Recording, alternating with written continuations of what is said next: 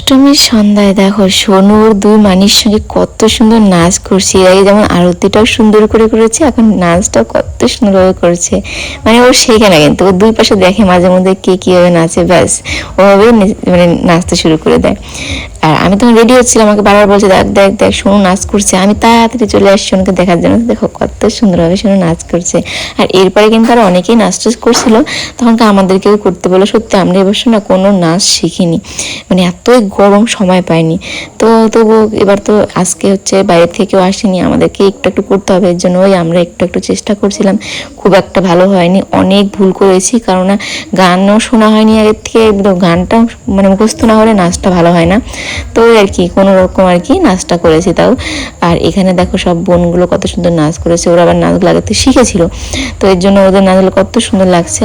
এবার নাচ করার কিন্তু না হলেও এক দুবার প্র্যাকটিসটা করতে হয়, প্র্যাকটিস না করলে কিন্তু ভুল হবে। তো সেটাই আমাদের হয়েছিল। দেখো কত সুন্দর নাচ করছিল, কি ভালো লাগছিল না দেখতে ওদের।